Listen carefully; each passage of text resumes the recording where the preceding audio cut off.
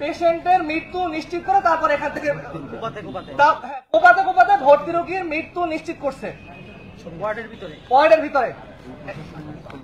ওই সময়ে সেনাবাহিনী উপস্থিত ছিল এবং এর পরবর্তীতে আরো উইদিন 30 মিনিট একটা বিষ পান করে আসা একটা পেশেন্ট এখানে মারা যায়।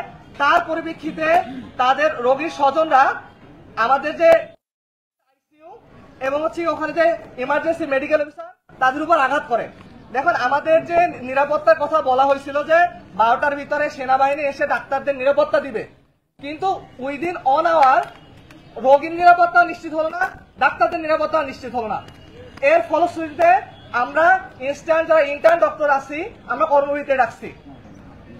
আমরা যারা ইন্টার্ন ডক্টর ছিলাম, যেহেতু হাসপাতাল একেবারেই নিরাপদ না ডাক্তারদের জন্য না রোগীদের জন্য, রোগীও আক্রমণের শিকার হয়েছে আর ডাক্তার তো বারংবার আক্রমণের শিকার হচ্ছে।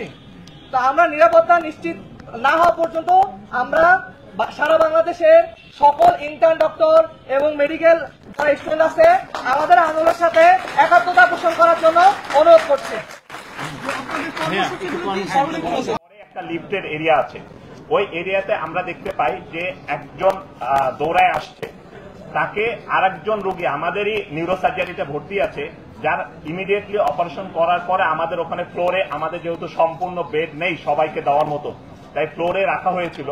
ওই রোগীর ওপরে আরেকজনকে ফালায় নিয়ে একজন মহিলা এবং 2 জন পুরুষ, যাদের হাতে চাপাতি ছিল এবং রামদা ছিল, তারা কোপাচ্ছে। ওইখানেই রক্তক্ষরণ হয়ে রোগীটা মোটামুটি অলমোস্ট ক্রিটিক্যাল সিচুয়েশনে চলে যায়।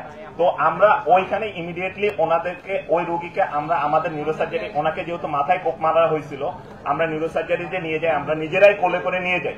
এবং যে 2 জন কুপিয়েছে তাদের মধ্যে একজন আমাদের এই গলি, আরেকজন আমাদের 200 নাম্বার ওয়ার্ডের ভিতরে চলে যায়। ওইখানে আমরা যখন ফোন করি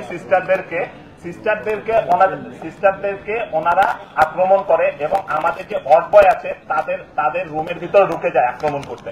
ওয়ার্ড বয়রা বের হয়ে তাকে তালা মারে।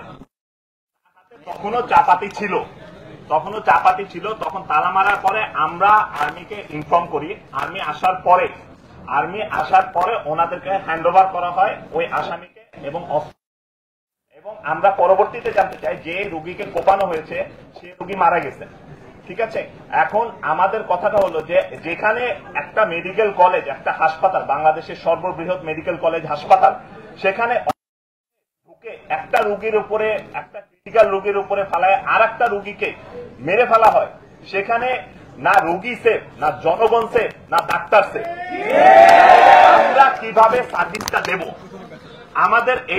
আমাদের আন্দোলনটা আমাদের প্রশাসনিক ব্যর্থতার কারণে। হাসপাতালে কেন মানুষ অস্ত্র নিয়ে ঢুকে আরেকজনকে হামলা করে মারবে?